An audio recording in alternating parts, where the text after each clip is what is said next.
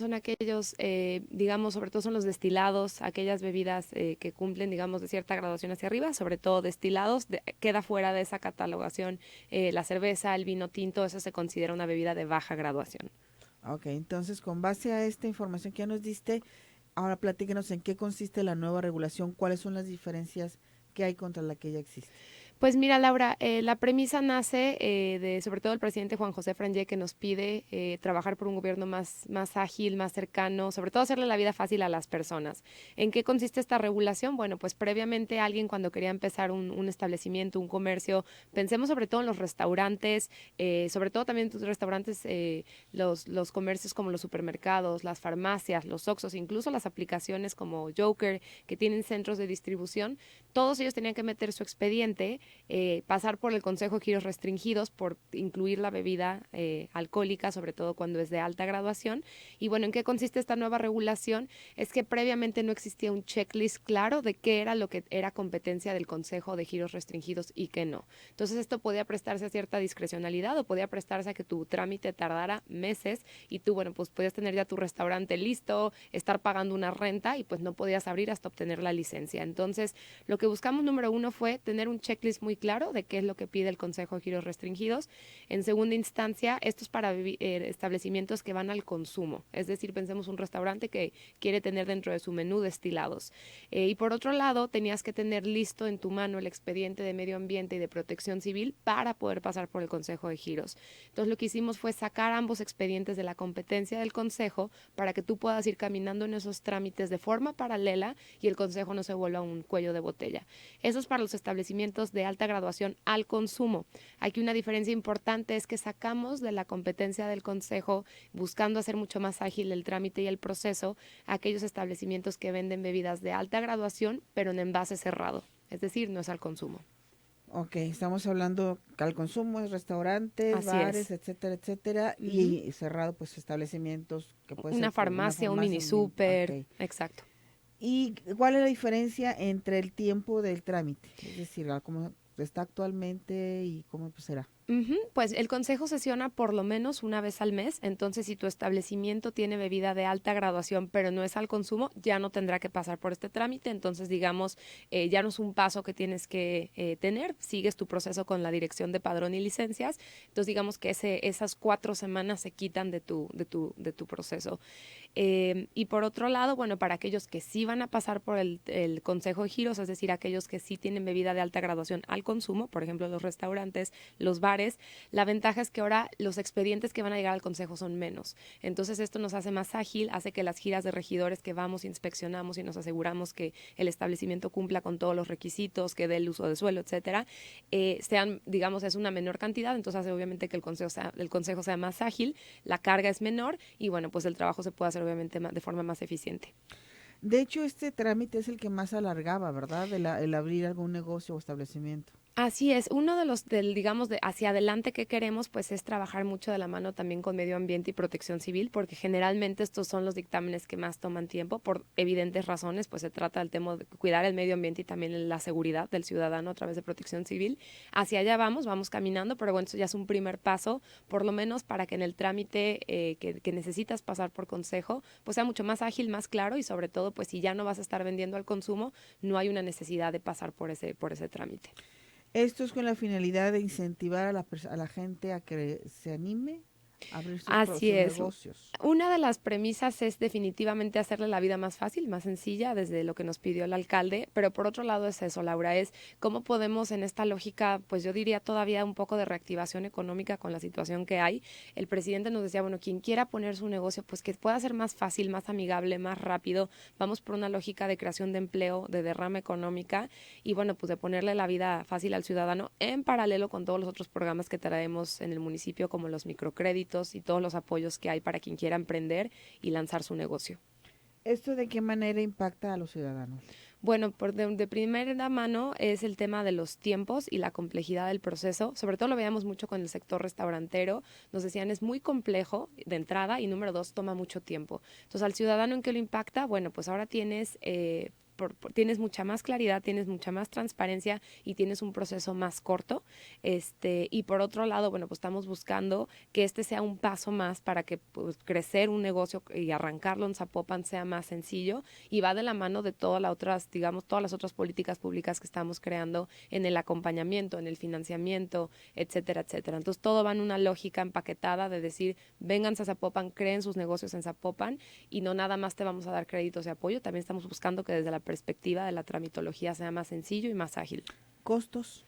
El trámite no tiene un costo, digamos, el trámite per se de pasar por consejos, obviamente el obtener una licencia tiene un costo, y eso se hace directamente con padrón y licencias en Zapopan. ¿Todavía se están otorgando permisos para abrir establecimientos con venta de alcohol?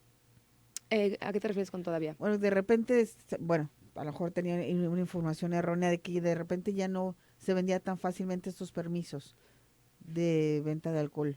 Ya, digamos, en esta lógica, con esta nueva regulación que acabamos de aprobar ya en el Pleno, la intención es que todos los comercios que lo quieran hacer lo puedan seguir haciendo. Evidentemente, Laura, cuidando muchísimo, o sea, parte de la competencia de padrón y licencias es asegurarnos, por ejemplo, el uso de suelo, ¿no? Que no vayan a poner un bar al lado de una casa.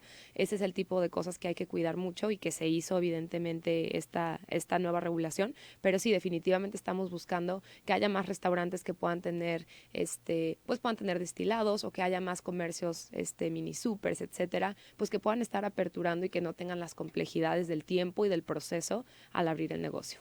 ¿Cuándo entraría en vigor? Ya está aprobada, ya se votó en el Pleno, se aprobó. Una de las observaciones que nos hicieron, que creo que fue muy pertinente, es en paralelo también seguir trabajando en todo el tema de prevención de alcoholismo, y sobre todo también buscando qué otros trámites podemos hacer más ágiles, ¿no? Es algo que nos llevamos de tarea, ya está aprobado, y bueno, pues ahora sí que estamos en espera de que se publique para que pueda entrar en vigor y las personas puedan ser beneficiadas. Quien quiera abrir su comercio, su establecimiento, su restaurante, su mini super, etcétera, bueno, pues lo puede hacer de una forma más ágil y más transparente.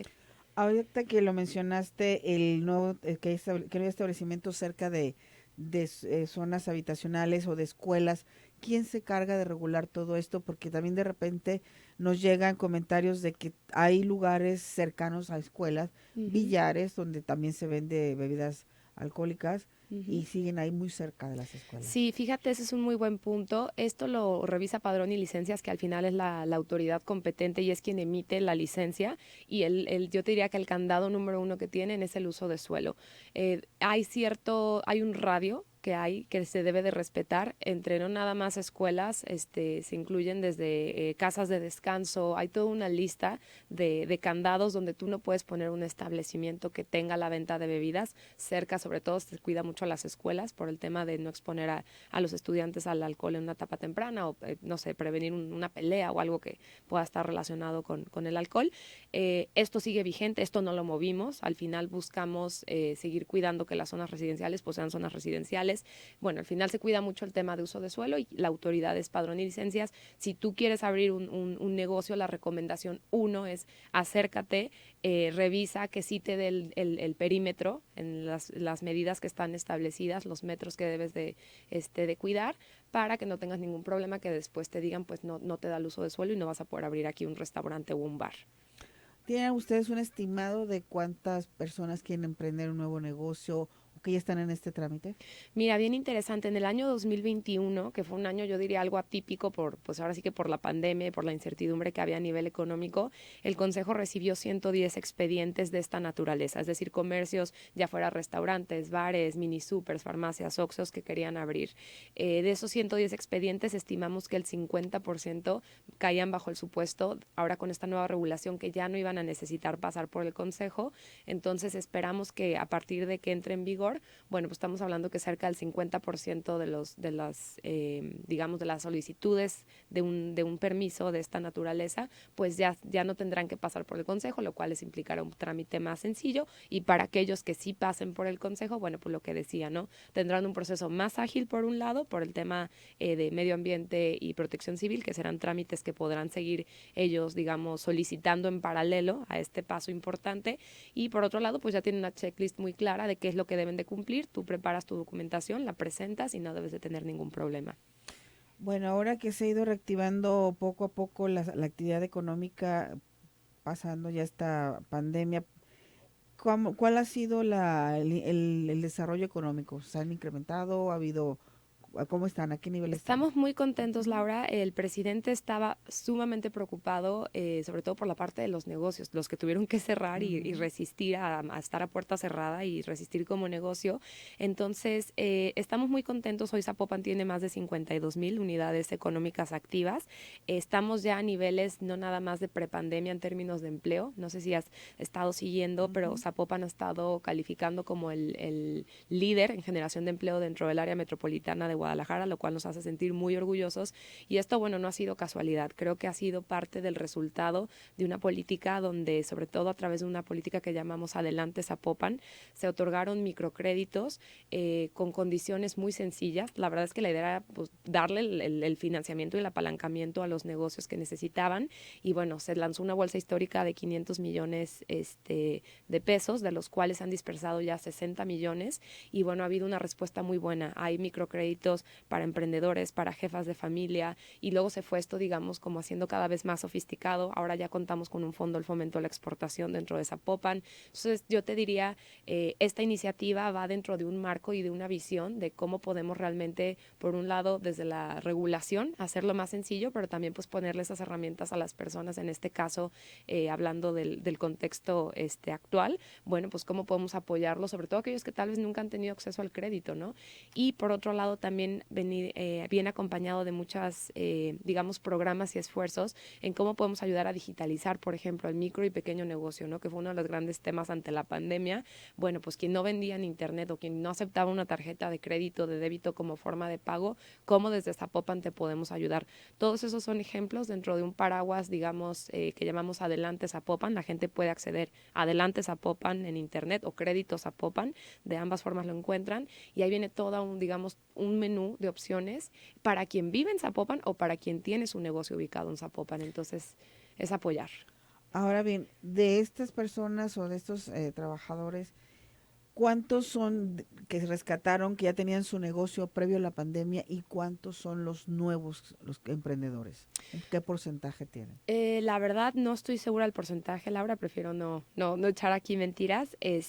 Lo que sí tenemos claro, lo hemos medido en términos de solicitudes de licencias para nuevos negocios y en términos de empleos generados, que ese dato nos lo arroja el IMSS, evidentemente empleos formales y negocios y comercios formales, pero estamos por arriba. La verdad me da pena, les voy a deber el porcentaje exacto. En una siguiente entrevista se los traemos, pero estamos ya rebasados, digamos, del número que traíamos antes de la pandemia. ¿Existen campañas de socialización? Sí, de hecho, una de las iniciativas que a mí me encanta y que celebro mucho que inició el alcalde Frangé fue el gobierno rodante. Esta visión era, oye, ¿cómo podemos acercar todas estas políticas públicas del crédito, del apoyo al emprendimiento, incluso estas mejoras que estamos haciendo desde el lado edilicio en los trámites y en los procesos?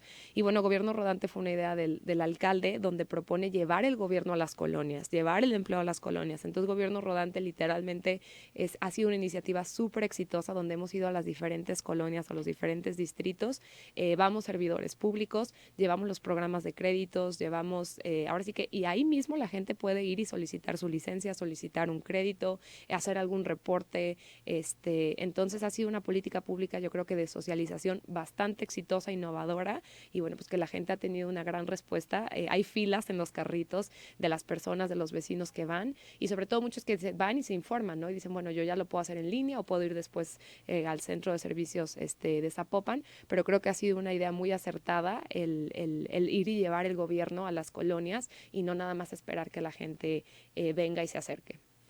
Pues sí, es muy interesante que la gente tenga cercano todo esto porque a veces por las distancias o a veces, y pareciera que no, pero le da pena muchas veces a las personas acercarse a Sí. preguntar y qué bueno que están realizando este tipo de actividades para que quien tiene el deseo de realizar algo, bueno, llegue más directo. ¿Cómo se pueden enterar de estas rutas? Gobierno rodante lo pueden buscar también en internet. Ellos van avisando en dónde van a estar en las diferentes colonias. También nos ha tocado presidentes de colonos que solicitan, oye, yo quiero que venga el gobierno rodante a mi colonia. Se vale, ¿no? También es una forma. Ahorita lo platicábamos, Laura, también otra política pública que está buscando acercar a la gente es el WhatsApp.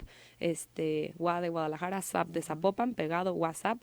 Y también es esto, ¿no? Como desde el WhatsApp las personas pueden hacer un reporte de una luminaria, de un bache. Entonces creo que al final lo que estamos buscando es eso, ¿no? El cómo podemos acercar la función pública, los servicios, informar a las personas de una forma más amigable, como decimos, ¿no? Encontrar a las personas donde están y no nada más esperar que las personas se acerquen, y sobre todo mucho del trabajo que se está haciendo va en torno a la digitalización, poder dar ciertos servicios ya en internet, dar toda la información en línea. Entonces pues es ir poniendo ahí esos recursos afuera para que los ciudadanos y las ciudadanas pues los puedan tener a la mano.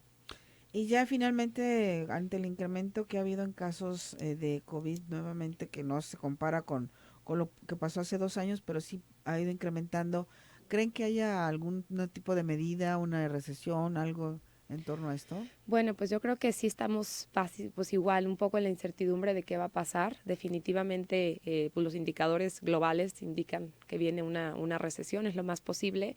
Entonces lo que hemos buscado es pues evidentemente primero esperar lo que diga el gobierno estatal en mesas de salud y demás, seguir la línea, porque al final pues la salud yo creo que es aquí la prioridad, pero por otro lado, por eso hemos venido trabajando muy de la mano con el ciudadano. Creo que donde estamos buscando trabajar mucho es en la parte que mencionaba de la digitalización.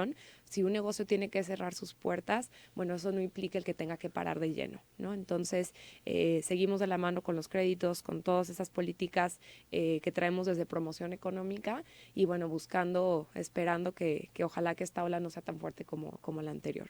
Bueno, pues ahí es el llamado también a la ciudadanía a seguir con estas medidas Así para es, evitar que los contagios crezcan, porque creo que nadie queremos volver a lo vivido hace 2 años, así entonces es. también depende de nosotros los ciudadanos. Totalmente, el cubrebocas, gel antibacterial, la distancia social, creo que son medidas que todos podemos hacer, que no nos cuesta nada y que al contrario, no creo que ganamos mucho. Así es. Pues te queremos agradecer esta charla con nuestros radioescuchas, Cindy. Muchísimas gracias, Laura. Buena semana para todos. Muchísimas gracias. Cindy Blanco Ochoa, regidora y presidenta de la Comisión Edilicia de Promoción, Desarrollo y Desarrollo Económico y del Empleo de Zapopan. Hacemos la pausa, regresamos. Pues ahí está.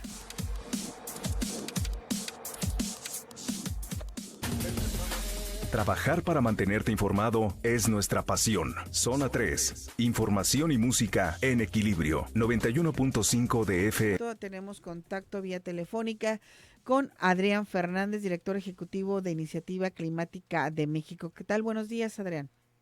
¿Qué tal, Laura? Buenos días, gusto en saludarlos. Muchas gracias por tomar nuestra llamada y ojalá podamos aclarar algunas dudas de nuestros radioescuchas, ya que bueno, pues aquí tenemos el tema de la verificación vehicular que ha desatado pues varias inquietudes y polémicas respecto a esto, de cuáles son los beneficios que representa el verificar el vehículo, que hay otras fuentes de contaminación, que no solamente es esto lo que se tendría que hacer para evitar la contaminación. ¿Qué nos puedes decir al respecto, Adrián? Sí, Laura, mira, en todas las ciudades de México y en muchas del mundo siempre se ha dado este debate. Por eso es muy importante aclarar varios puntos fundamentales. En primer lugar, las fuentes móviles sí son de las principales fuentes de contaminación en una ciudad como Guadalajara. Ahorita hablaremos de los detalles, qué contaminantes, por qué son un problema. Pero además del volumen de emisiones, las fuentes móviles tienen algo que se conoce como un alto potencial de exposición. ¿Qué quiere decir esto? Que no es lo mismo una fábrica que está en la periferia de una ciudad y que sus emisiones no están buenas, se dispersan y se alejan, a los vehículos que circulan donde está la gente, donde las personas llevan a cabo sus actividades y se ven expuestas, de hecho, a niveles mucho más altos de contaminación, incluso que lo que señalan las estaciones de monitoreo atmosférico, no porque midan mal, sino porque ahí donde circulan esos vehículos altamente contaminantes, esos vehículos sin convertidor catalítico, esos vehículos con un pobre mantenimiento, ahí respiramos concentraciones altísimas de contaminación. Y esto no siempre se toma en cuenta. Entonces, primer punto, indudablemente son los vehículos en general, tanto buses, como vehículos de carga, de pasajeros, los que tienen un aporte muy importante a la mala calidad del aire, pero también a los impactos en la salud. Una característica, yo diría, fundamental, positiva de una gran ciudad, de un gran estado, en mi opinión, en materia de sustentabilidad, sería tener un programa de verificación vehicular para que todos los ciudadanos ejerzan su derecho a respirar, que si vamos a utilizar un vehículo, pues ese esté en condiciones mínimamente razonables, porque si no, Laura, imagínate, los vehículos están en muy mal estado, y de hecho en el estado de Jalisco, por cuestiones históricas de décadas literalmente, el promedio de un vehículo, de un automóvil, pues es mucho mayor que en otras ciudades, por ejemplo, del centro del país, donde hace 20 años hay una verificación vehicular, y no se trata de un tema de discriminación, de que los autos sean viejos. Ya los vehículos de 15, 20 años de edad no tienen equipos de control de la contaminación. Si alguna vez tuvieron un convertidor catalítico, que como tú sabes, es un dispositivo para evitar que las emisiones del escape sean muy contaminantes, ya no les funciona. Entonces yo creo que es una cuestión elemental de respeto entre ciudadanos, que si vamos a manejar, no estemos pasándole la factura, que respiren una alta contaminación de mi vehículo muy contaminante y que yo me rehúse a ir a verificar mi automóvil. Bueno, estamos hablando de la verificación y de los vehículos antiguos, bueno, no antiguos, que tienen más de 20 años, en la cuestión del catalizador o que si tienen un motor más actualizado. Se trata de la afinación simple y sencillamente. Un vehículo bien afinado, aunque sea de carburador, o sea full injection, o sea más avanzado, si se mantiene bien, puede pasar la verificación. Mira, hay normas federales que aplican a los vehículos, y esto sí es una cuestión histórica que viene de acuerdo a las edades de los vehículos, al modelo del vehículo, pero por una razón. De nuevo, no es una cuestión discriminatoria. Lo que pasa es que los vehículos que, por así decirlo, nacieron hace 10 años o hace 15 o hace 20, nacieron y salieron de fábrica, salieron de la agencia con 0 kilómetros, con niveles de contaminación 50 o 100 veces mayores que lo que hoy tiene un vehículo salido de agencia. Uh-huh. Esto por una cuestión, hay que separarlo. No es por la edad del vehículo, es porque la tecnología avanzó. Uh-huh. Los vehículos más modernos, les voy a dar un ejemplo que no es una exageración. Si uno se conecta a respirar directamente del escape de un vehículo de los de alta tecnología, que son la mayoría de lo que hoy se ve, digamos, en años recientes, realmente no tiene contaminación, porque los catalizadores atrapan toda esa contaminación. Y en cambio, repito, un vehículo que fue vendido hace 15 años, hace 20 años, incluso si ese vehículo hoy no lo encontráramos con 0 kilómetros o con muy poquito kilometraje, veríamos que tiene altos niveles de emisiones, Laura, porque no había la tecnología adecuada, las normas para ellos eran totalmente laxas. Entonces, sí les ayuda la afinación a los vehículos con carburador, pero les da una manita. No se pueden hacer milagros, porque esos vehículos nacieron con muchas más emisiones que vehículos de los últimos 10 años, de las que tienen los más recientes, ¿verdad? Así es, pero entonces las personas que todavía manejan o conducen vehículos con carburador tendrían problemas para pasar la verificación, y entonces ¿qué podrían hacer? No, si están en buen estado mecánico, si afinan su vehículo, pueden pasar la verificación, porque no se les pide que pasen el mismo nivel muy exigente que a vehículos más modernos, pero sí tiene que estar en buen estado mecánico y tiene que estar afinado. Yo creo que a todos nos ha pasado, a veces cuando vamos en la calle, incluso en nuestro automóvil o caminando, con mucha frecuencia encontramos, de pronto nos llega un fuerte olor a contaminación, volteamos y vemos un vehículo ostensiblemente contaminante. Dicen los científicos que tenemos en la nariz un cromatógrafo, ¿no? Un aparato de estos de laboratorio que nos permite detectar si el vehículo de adelante es una chimenea humeante. Además de que lo vemos, inmediatamente lo detectamos. Entonces, tiene que estar en muy buen estado mecánico para pasar la verificación, pero y pasaría los estándares que le corresponden. Entonces, hay solución y de nuevo es un compromiso de todo mundo, que sí afinen sus vehículos, que vayan a la verificación. Mira, de verdad, el tener un programa de verificación que se mantenga y que logre que en promedio los vehículos estén en buen estado, es para beneficio de todos, Laura. A mí me daría mucho orgullo estar en una ciudad que tenga un programa de verificación en donde sé que cada uno hace el mejor esfuerzo posible con el vehículo que tiene.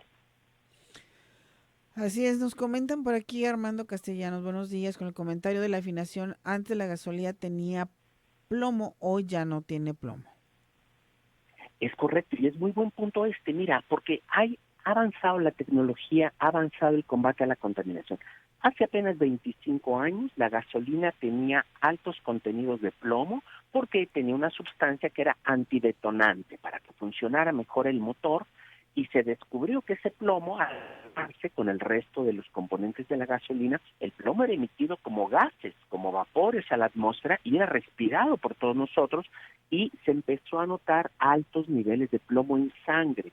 Y esto, por supuesto, que ocasionó que generaciones enteras, te hablo de los años 80, generaciones enteras, pues tuvieran niveles de plomo en sangre que eran muy elevados, y esto afectaba el coeficiente intelectual de las personas. Allá en los años 80 y 70, cuando se descubre esto, se le elimina el plomo a la gasolina. Algo parecido ocurrió también con el dióxido de azufre, que también los combustibles, especialmente el diésel, tenía un alto contenido de azufre. Y había también en la atmósfera de nuestras ciudades, Guadalajara, Ciudad de México, Monterrey, había altas concentraciones de dióxido de azufre. Y con la humedad, este gas, el dióxido de azufre, pues se forma ácido sulfúrico y respiramos partículas de azufre que son ácidas. Este problema ya también en buena medida se solucionó porque se le disminuyó notablemente el contenido de azufre a los combustibles. De hecho, esto era muy importante, Laura, porque los vehículos modernos, te hablo de los vehículos de los últimos 10 años, que traen convertidores catalíticos muy modernos, requieren la utilización de gasolina que no tenga altos niveles de azufre, y así te va a durar el convertidor catalítico pues 10, 15 años. Entonces, sí se puede seguir avanzando, es importante que los vehículos de carburación los afinen, y es muy importante, fíjate que los vehículos que sí tenían un convertidor catalítico, que se haga un esfuerzo por revisarlos, porque no duran para toda la vida los convertidores catalíticos, incluso de vehículos que ya no eran carburados, que eran de inyección de combustible, pero que ya no les funciona el convertidor catalítico y es como si no lo tuvieran.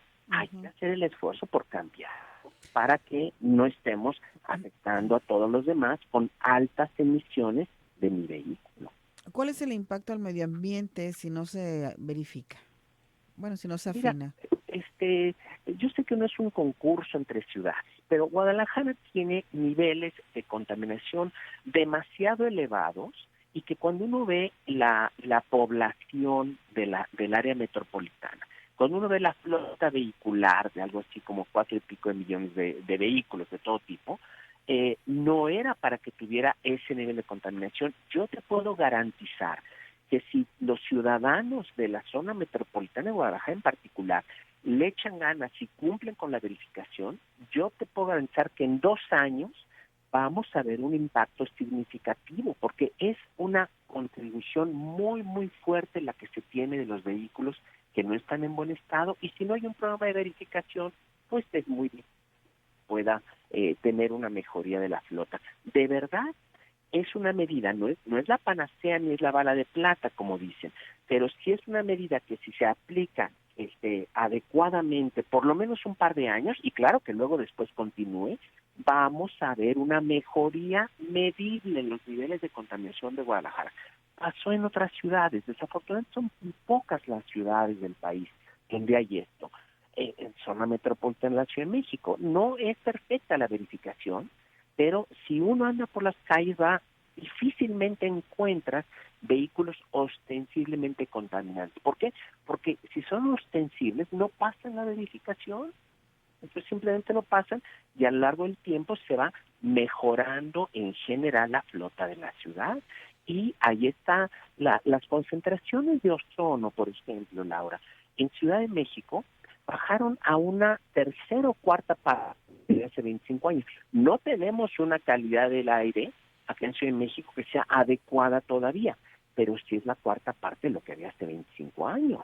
Entonces, estas son cosas que se han detectado claramente y ya había una correlación con la mejoría de la flota vehicular y con el avance de las tecnologías de los vehículos más recientes. Ahora bien, ¿qué sustancia emite más gases contaminantes, el diésel o la gasolina? Y dentro de las gasolinas, pues están las dos más conocidas. Sí, es un muy buen punto. Emiten, algunas de las sustancias contaminantes son las mismas y otras son diferentes. ¿Qué se emite con la quema de gasolina? Se emite básicamente tres cosas: óxidos de nitrógeno, ahorita hablamos de ellos, hidrocarburos, o sea, restos de gasolina, y monóxido de carbono. Los óxidos de nitrógeno, ya que están en la atmósfera, ¿no?, son gases, y mezclados también con hidrocarburos, también se llaman compuestos orgánicos volátiles.